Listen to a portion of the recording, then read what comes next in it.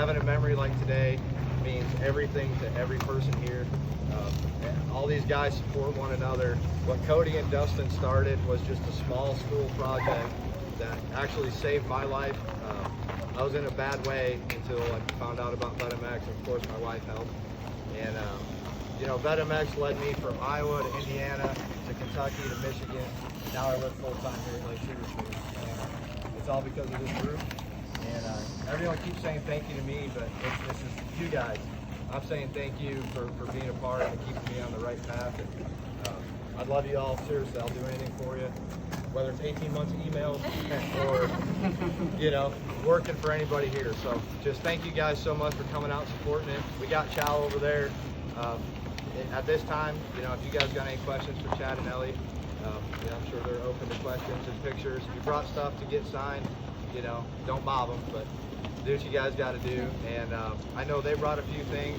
So everyone that's here, every veteran that's here, Megan and I put your name on a raffle ticket.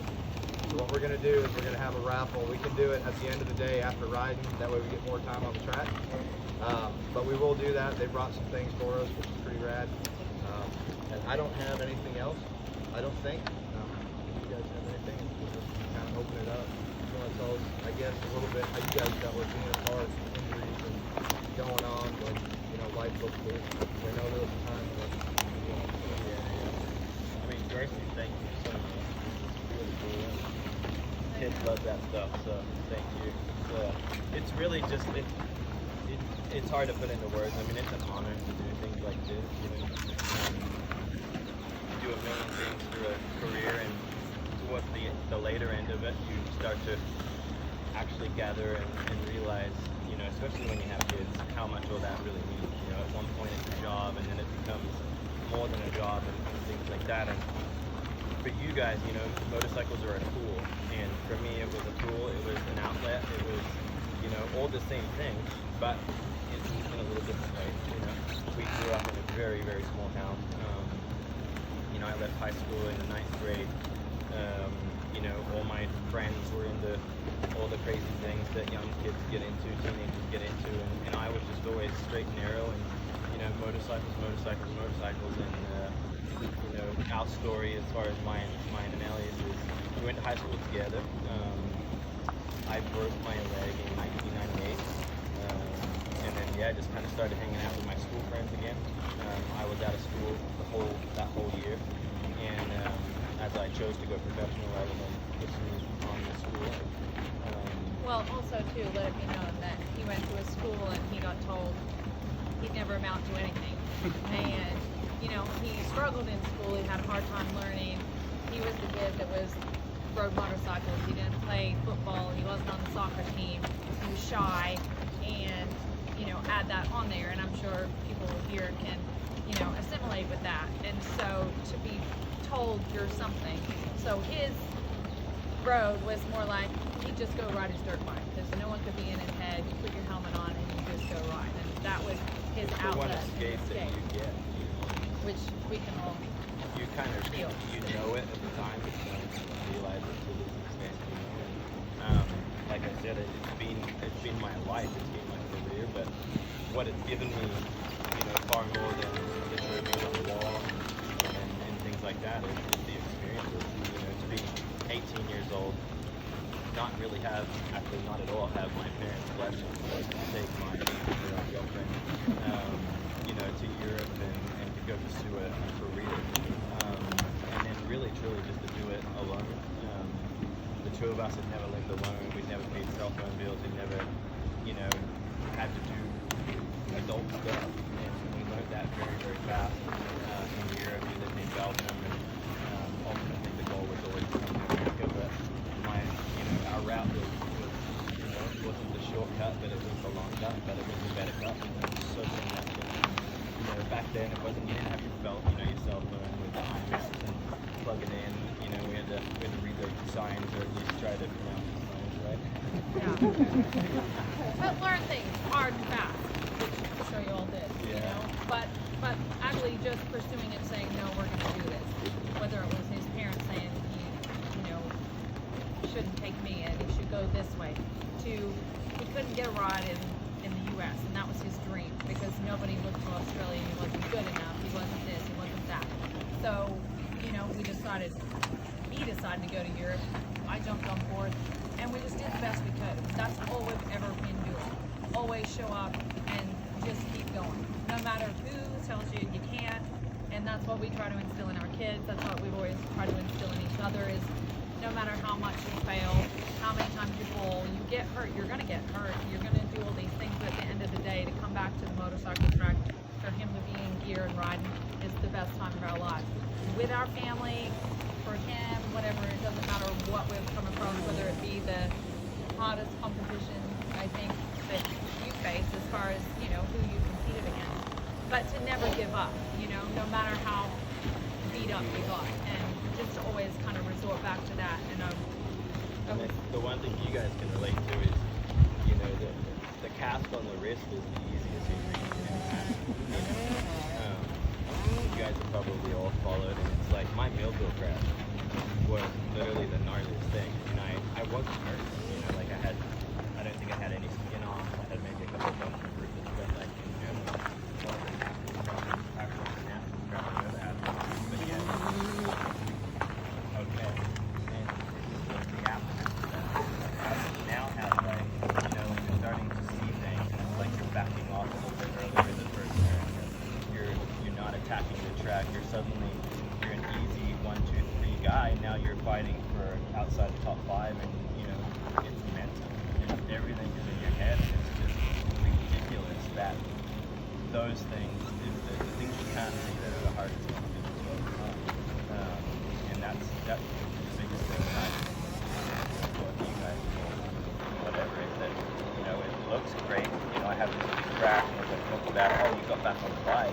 That was the single easiest, you know, 30 minutes of my life. It was the days and weeks and months after that of recovering, rebuilding, getting that confidence back that you're gonna be okay. You know, get back on the horse and trust that, you know, just like today, I've been on the bike for months and months. There is nothing like getting on a bike, pushing the throttle, and just, you know, and thankfully you don't forget it. You know, I always think, you know, like my kids even ask me, it's funny because they're like, Dad, you going to be able to do it? And I'm like, well, I hope so. But it's something that, you know, it's a skill that you have, and it's being able to just get back on that all the time, no matter what that looks like. But for me, that's, you know, that's what's my outlet. It's so awesome to see, you know, and feel what motorcycles are doing to me, and then like what it's given to you guys. And I understand it in this part of my life, just to see my kids, and as you guys see, you know, they're at this point not on the path to go after motorcycle racing, but I just love that they're sharing passion for motorcycling and hearing their little voices of like how cool the moves are, and you know, takes like how do you go rap through the roots, and I'm like, professionals that can't do that. Oh, dude. I know how to go faster. Yeah, and it's those little things that, you know, that I probably took for granted at a young age because it was something that I grew up at this point. And so reliving this and experiences that with my kids has been so amazing. And that's what I love for you guys, that you tap motorcycles and you guys love it. It's just, I love the sport obviously, but it's just really cool to see you guys enjoying, you know, something so cool and something so cool. I have one more thing to add. Sorry for going too long and you're all starving, but when we're all sharing and having moments, I feel like honesty is the best way to go. But as far as for the support crew or the person that's left at home, it is the hardest thing. And as things changed for us, you know, we had a race team, we all went, and then all of a sudden we lost our race team and we weren't able to afford to really go anymore. And so I would be at home with the kids, and he would call me after practice, he would call me after like every little thing because we were a team. And it's hard being the one at home. And I'll be honest, I don't know, but too late. We won't repeat it. But We're family. it's important because last year he got hurt. You at Seattle, and he had really bad crashes and broken bones. And then it happened again in Paris, and then it happened again, and he just kept getting hurt, and he was so scared to be out there, and it's like, but he has to show up, right? You've got to go, and you're freaking terrified because you don't feel good. You feel like every time someone's around you, they're gonna take you down and break your ribs, and you got all these young guys just like, yeah, zero for anybody. On the phone saying, I don't want to go out there. Okay, this is this year on our retirement thing, and people don't know that. It's like, you're Chad Reedy, and you're this, and you go out there and ride all the time, and you can kill all these guys, literally, but in a sense of, sorry, metaphorically, yeah. No, we're in. We're all in, let's go. All the way. But, I'm like, Chad Reedy, go out there and race, right? And that doesn't just translate. You can't just go switch a thing and you're like, oh, okay, cool. Because the mind is the mind. And there's things in there. And if you're scared, you're scared. And he would call me, and he's got to go out and race. And I'm at home with kids going, there's nothing I can do here except hold your hand and walk you through it. And say, you're going to be okay. We're going to be just one foot after the other. Start your bike. Do what you can. And just keep going. And anybody that's been the person left at home, or the person that's helping somebody through a time, whatever it is the freaking hardest thing. But it's worth it, and you just keep working together. And it is hard, it's strenuous on relationships. It is hard on the person, it's hard on the person trying to help. But at the end of the day, if you hold on tight and just keep going, do not give up, you get there. Get there, and he was able to finally, like, Daytona, he came home from Daytona, which was the last real race before this COVID crap, and he's like, I finally enjoyed racing. And it was like, that's what we were working for this year. Everyone's like, oh, he wants to have the most races, he wants to have this. Everyone's got an opinion of what he's out there for. I had that. What? I had that. Yes, he was out there for himself to go, I want to enjoy my dirt bike again. I don't want to be afraid of it. I don't want to go out and be that person that's like, I left because I was afraid. I want to hit it straight on, and attack what I'm afraid of, my challenge, whatever you want to call it. So we did, 5% every week, and just trying to keep going. And that's where I come in, where it's like, okay, just keep the train on the track. So in your families, in your life, keep the train on the track. It's going to want to go over here. It's going to want to go over there.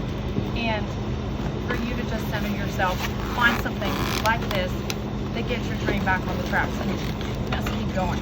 So he did. And he finally was like, I had so much fun riding. If it was like that at Daytona, he's like, it felt so good.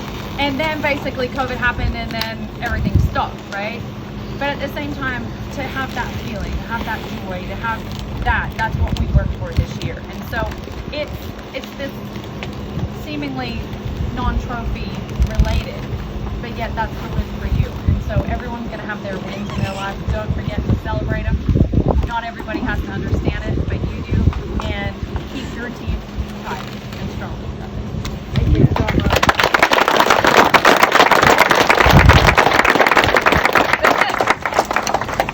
Any of you guys got questions? 8 years old, I feel like I got a few years of riding dirt bikes. So, but yeah, I want to spend my time making it. Yeah. We'll send you a 2021 D13 schedule and you come race right here. Yeah. They have a blast and they keep making it out. We have a good time here Friday and Saturday night, so racing is kind of secondary. We have a good time. Spend time with other brothers. And racing has to be a feeling, like if that feeling comes back, I'll line up. Like that's the promise that I always make to myself. Like if there's a burning desire to go get back in the gym and grind away and go, okay, I want to go race on the weekend and try to be in that race again, then that's what I'm going to do. And if that's in 2021, 2022, 2023, I don't know when that is. I don't think that God. Yeah. At some point the younger crew takes over, and the goal is to go be in the main event. I've never not qualified, so why try now? So yeah, that's the thing. It's the enjoyment that I want to achieve out of it at this point. I wrung the. I feel like I squeezed this stuff. Yeah. 265 main event. Who else got questions? I know there's 100 out there. Where's Blake? Yeah, don't be scared. Yeah, don't be scared. Blake's over here. Got anybody give you pressure out here? There's always like one or two deadman Where's Kurtz? 2 laps ahead of everybody else. Where's Kurtz? That dude's Where fast. they at? Some guys are fast. Where they at? They want to go? Then it does. Line up there. Are we gonna start at drop a gate? We can drop some gates. I mean, there's. How long's the race? We could do like 2 laps and have like 5 vets. That means 6 motos. I'm pretty sure you'd be good. I'll take moto number 6. Relay race. Just keep on passing the torch. I feel that. Luckily, I don't have arm pump issues. I never in my career have ever had arm pump. I never really deal with blisters or anything like that. But I will say that I was getting raw on my knee earlier, and I was like, oh, I have to go through this. Just squeezing like it. You soft- haven't squeezed in a while. squeezed it in a while. Has any other aspects, like motorcycles, that interest you, like enduro, GNC, like It does. The GNCC does. Like, try rounds of that next year? Or? I wouldn't rule it out. The hard thing is always like I don't get the luxury of showing up and doing it for fun. Yeah. You know, like that's probably the one thing. But that's been my life, so I embrace that also. But there's a part of you that you wish you could turn that off sometimes and just be normal and have fun and do the industry class. I already asked and they're like, no, you can't do the industry class, you gotta do the pro class. I'm like, well, that's something for you. Then it doesn't matter if you win or you're whatever. It's Yeah. like there's pressure.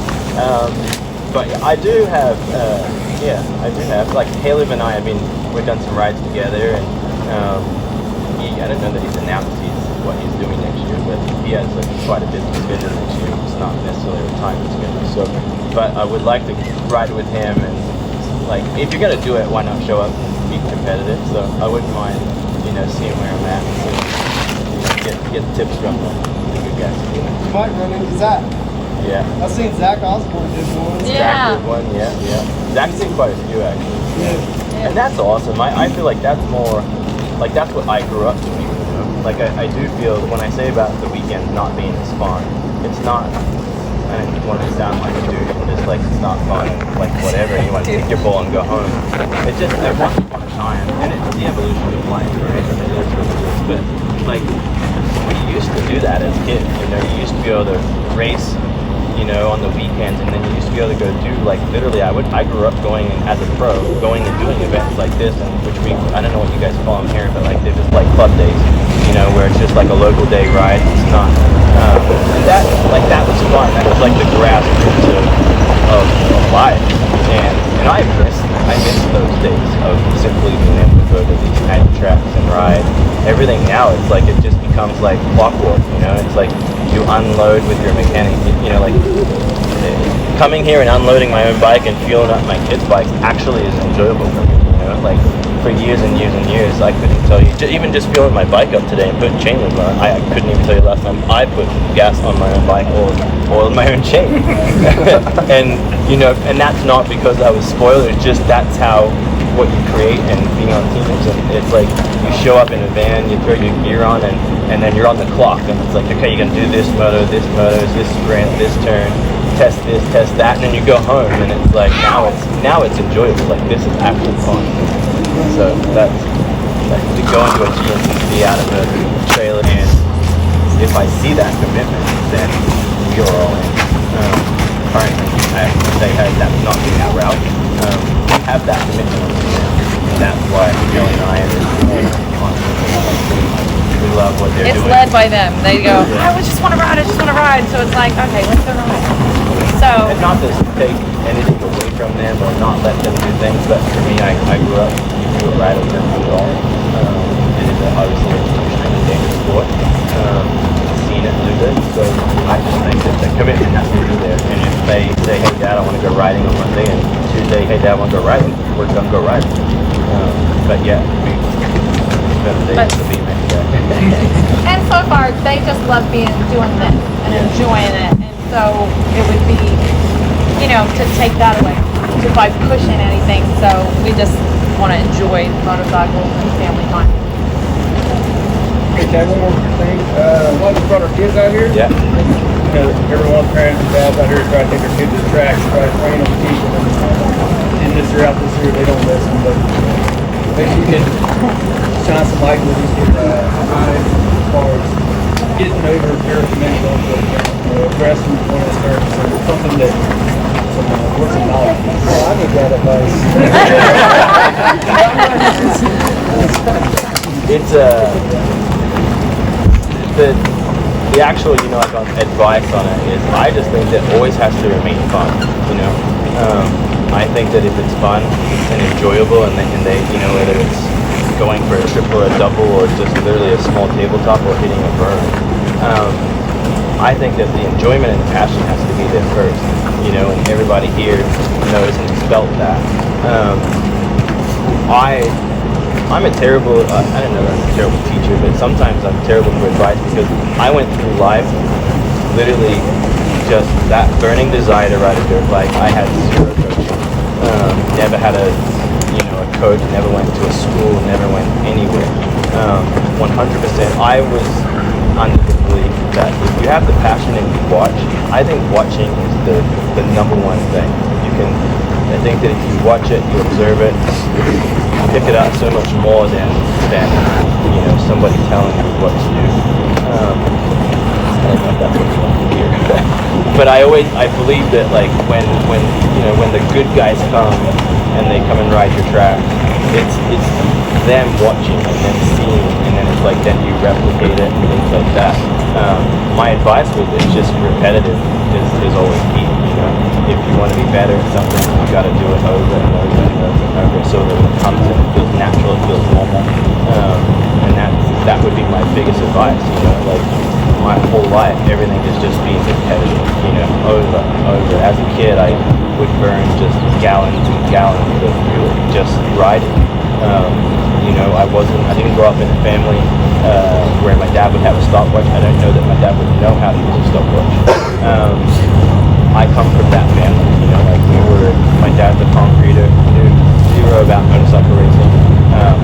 Obviously, many years, 17, 18 years of doing it, he learned a lot about it, and obviously I would say he's quite a pro at it now, but we didn't go in with hey, like this is how you do it, this is the roadmap, And I personally think that too few kids, and actually a lot of kids these days, they've got this roadmap that they're trying to stick to, And I don't believe that every roadmap is for every kid or every individual.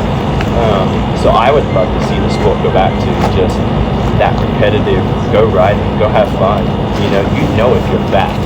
It doesn't matter what the clock says, I'm never good on the clock. Even today, months ago when I retired, like my worst and weakest lane is a one lap all out, put it in the top, whatever.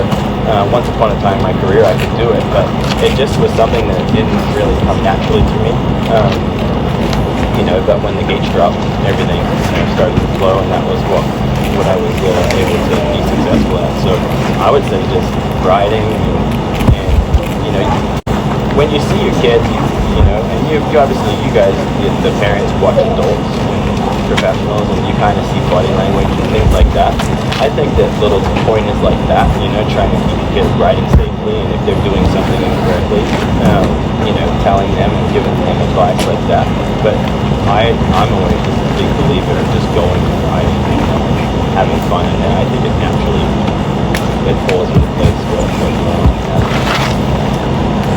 Yeah, I'm glad he asked that question, because the one I was going to ask kind of was. You probably didn't like that answer, did you? That was a great lead-in. I mean, I love the question you asked. And Chad knows I've been a Chad fan since as long as I can remember. Probably Chad knows that too. Obviously, your Gary has been number one. But I noticed one thing I noticed today, and then I'll comment on something else that you said. I watched all three of your kids out there riding, and I'm curious. They do BMX, I'm understanding. Is that correct? And I noticed that all three of them were on the balls of their feet, which is very tough to get people. You can't even get some pros to do that, because And is that because of the BMX? Is it because something you've told them? How is it that they just naturally, all three of those are on the balls of their feet? That's my first question. The other thing I want to comment on is what you said about watching the pro riders, because this really struck me today. All these guys are here and to see Chad Reed, meet Chad Reed, but yet when you went out and did laps, I counted maybe 7, 8 guys out there watching, and the rest were nowhere to be found. And because I think what you said is so important about watching somebody and trying to emulate what they do, whether it's the balls of the feet or clutch or whatever it is that you're doing, but to try and pick those things out. And that's something that I've always done my whole life, to try and help myself or anybody else. And I think that that's really important. And I think that there's a lot of people that miss that piece of it. Yeah, so what Gary's talking about on the balls of their feet is more, like on the, being more on your toes almost. It's something that, it's hard to say because most pros don't ride like that anymore. I know. And I think that we have a wave of generation coming through that have had that road book, that training facility where it just is like just lap time, and it hasn't been working on the basics. Simply to answer your question, simply to answer your question, my kids, as you can tell, like they haven't rode dirt bikes in 9 months. A big thing that I am on BMX is, I wouldn't say I'm big, but like I pointed out, is trying to get them on the balls of their feet on the pedals. I think that you always have a better feel. Your balls of your feet, you're essentially getting a free set of suspension. Everything naturally happens in that position. Your butt goes back, everything kind of, your chest comes over, everything can happen more naturally when you're on the balls of your feet. The little guy Pace, obviously he's the youngest, has the smallest feet, and the small feet on a big pedal, it can be like, okay, well, it doesn't matter where I put my foot, I have coverage, right? It wasn't until we had a wet race and he was noticing that his feet would slide around on the pedals, and these days, they're a really nice aluminum pedal with these gnarly spikes on them that are literally going to take out your shins every time. And then the shoes have all little holes in them, so essentially they're perfectly to get the shoe on those metal studs, basically. And really, that was the one thing. It was that one moment where I could go, like, correct him and try to get him on his feet, on the balls of his feet. And ever since then, he just knows now. It's kind of like it becomes a natural thing when he goes onto the gate. Get your feet in those positions. And it wasn't like I tried to drill it into him. He probably didn't even know that was what Dad was trying to achieve out of it. But it was like, set your feet there, because naturally if you start there, it's not going to move, right? So that's it, I would say, Gary. You thought I was going to disagree with a couple of things you say, but the reason I'm not... it's always a touchy subject. The reason I'm not is because there is a small group of people, a small number, that are capable of seeing and learning, and that's how they learn. They visually see things, what works, what doesn't work, and they change it. But I think that's only maybe a 5 or 10% of riders that can do that. I think that some need training, and they need to be encouraged for the things they need to do. So I think what you're saying is right in your case and some others. Make it clear, I'm not necessarily against training, and I would just be picky on who you learn from. There's a lot of coaches out there that are literally just trying to get paychecks, and that's okay. But if you're trying to, advance and learn to the correct level, then I think that there's a small group of people that I would trust. But I think going back to the basics of like the simple things, like literally we're talking about balls of your feet, and that is something that is amongst all of us. You can learn that, and you can work on that, practice that. It's literally like when you're standing up, when you basically, like when you stand and you go out your foot out to bringing it back on. It's just always kind of making that mental note. And then the more you do it, the more it then becomes, it feels more normal, more natural, and then suddenly you're riding it. It goes back to that repetition that I was talking about. So yeah, and it's, you know, Gary's been around since I was here in 2002. I've seen him at the Yamaha test track many times. You know, whether it be with David and my teammates, and it was just, you know, so when you see and watch earlier generation people, these things I think were a higher priority to what they are today. Today, the sports change, and it doesn't need to be necessarily negative. It's just change, and we have to accept that. And it is 100% about scrub that bike. You know, most people can scrub before they can go through a turn. They can go through a set. I love it. If you look at professional 450 and 250 racing right now, there's more crashes in whoops than ever in the history of our sport, I swear. Because they just generally do not know how to go through whoops. They don't ride on the balls of their feet. They never ride with a finger on the clutch. And you're just a passenger. Unless your last name is James Stewart, which most Stewarts do it really well. I'm yet to see any individual pull it off, you know, at a high level. So did James Stewart pull it off all the time? Hey, you can answer that. But I mean, 50 times you got it done, so which is better than my 44. But you know, it's just he's unique. You know, he was the first of the people in the current, you know, like that wave of people where he didn't ride with a finger on the clutch, didn't necessarily care where his feet were, but he was unbelievably talented and unbelievably, like, just that repetition we talk about. I mean, he was one of the first individuals, you know, with Carmichael to have their own facilities. So it's a big story, but when you backtrack, he was the first one from a little kid where, you know, he came in, massive amounts of support, had the facility, and his dad just burned gas, you know. And before him was Carmichael. What did we all know about Ricky? He just rode, you know. A lot of, you know, Ricky always drove me nuts, but Ricky always made comments about, you know, like, I'm not the most talented guy out here, but I just get it done. And in my opinion, it couldn't be any more further from the truth. As far as, like, you know, technique and his size, he was a smaller guy, he was compact. It was his biggest advantage, you know. Like, getting in and out of ruts, I've raced a lot of people. There ain't a human on earth that has been in and out of ruts better and cleaner and easier than Ricky Carmichael. And I truly believe that's why he's the greatest of all time. He just, everything, when you talk about greats, everything has to fall into place. And he had the package, you know.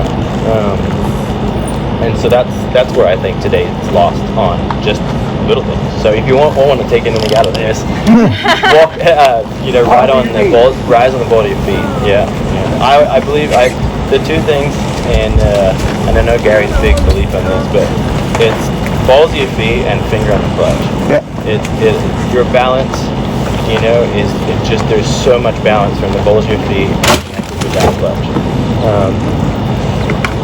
Tate's my oldest, and he just recently started riding with a finger on the brake, you know, and for BMX. And I didn't know that I should say it in front of him, but it makes me so proud because, like, he does little things. I noticed that naturally he wants to change the altitude of the bike by now, you know, touching the brake, and every day he's very vocal, you know. Like, I don't know that I ever was a kid that, like, would talk about anything that I learned. It was just like everything was all in, you know. He's a very, like, wants to tell you everything. And maybe gets it from me. Yeah. And it's actually really cool because it teaches me, because I wasn't that kid, and, you know, in a lot of ways it's like looking in a mirror. And he's like, "Oh, Dad, I did this," as if I knew nothing about it. It actually is really cool because everything he's learning are the things that are really challenging to teach, and so it makes me kind of happy that trend is going in a direction that I would like to see it going. What about kids? Kids got any questions? Hey, can I thank Chad as well as everybody else has thanked him for coming out here and being a part of this, and I think that what Chad's doing is way far and above what so many of the pro riders do. I think what you do is great, and Congratulations.